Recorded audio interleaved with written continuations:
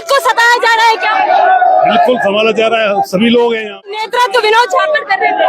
भाई जब वो नेतृत्व विनोद झाखड़ है तो विनोद झाखड़ कह रहा है कि कांग्रेस में गुटबाजियां चल रही है जिसकी वजह से विनोद को इतनी लंबी सजा है वो मिल रही है। देखो, मैं ऐसा नहीं कहना चाहता। आप देखो, या बीजेपी सरकार, ये कांग्रेस की सरकार थोड़ी है जो आप ये बात कहना चाहते हो।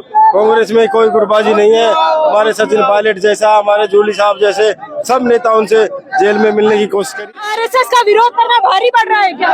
आरएसएस का विरोध करना भारी पड़ रहा है, ये बात सही है। आरएसएस विनोद झाखड़ की रिहाई को लेकर आज जयपुर में जो है एक तरीके से जन आक्रोश रैली है वो निकाली जा रही है।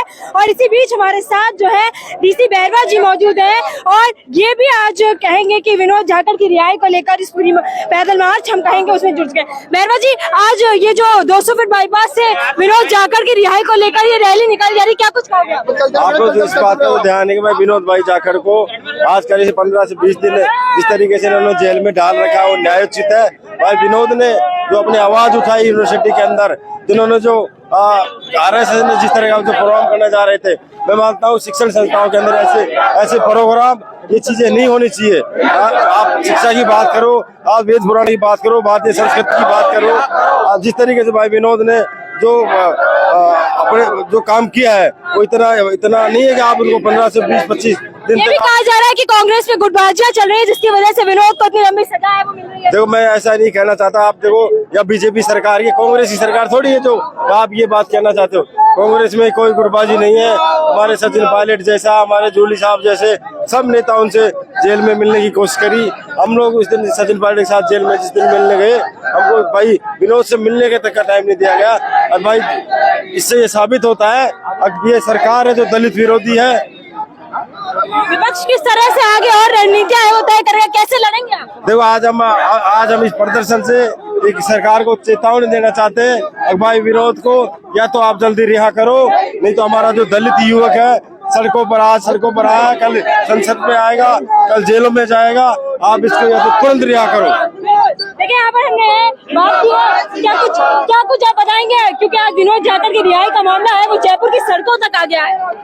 देखिए, ये बड़ी विडम्बना है। आरएसएस के दबाव में सरकार ने इसकी जमानत नहीं होने दी है और यूनिवर्सिटी जो शिक्षा का मंदिर है उसमें शस्त्र पूजा करते हैं और अपना प्रजातांत्रिक अधिकार के तहत वो अपना आंदोलन कर रहे थे।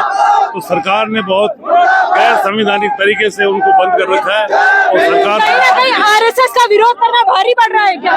आरएसएस का विरोध करना भारी पड़ रहा है, ये बात सही है। आरएसएस के दबाव में सरकार काम कर रही है और इसीलिए उसकी जमानत नहीं होने दे रहे हैं। तो क्या आगे क्या रणनीतियां है वो रहने वाली है? देखिए, मैं समझता हूँ पूरे राजस्थान में लोग उद्वेलित हैं और निश्चित रूप से अगर ये रिहाई नहीं होगी तो आने वाले समय में बहुत बड़े आंदोलन का। गुटबाजी देखी जा रही है क्या? गुटबाजी के चलते आज रिहाई नहीं हो पा रही है? नहीं, कोई गुटबाजी नहीं है, किसी में कोई गुटबाजी नहीं है। कांग्रेस के सभी लोग एक साथ हैं, SC ST OBC माइनॉरिटी के सब लोग एक साथ हैं, सब मिलकर आंदोलन कर रहे हैं।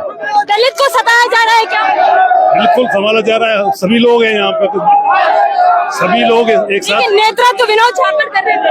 भाई जब वो नेतृत्व विनोद झाखड़ है तो विनोद झाखड़ के NSCI के लोग ज्यादा हैं और सभी संगठनों से लोग आए हुए हैं। बिल्कुल। देखिए, यहाँ पर हमने लगातार जो है बात करने की कोशिश की है, जहाँ पर हम देख रहे हैं कि किस तरीके से जो है जन आक्रोश रैली है वो निकाली जा रही है, जिसके चलते हमने यहाँ पर बहुत सारे लोग हैं पीछे हमारे मौजूद हैं जिनसे हमने बात की है।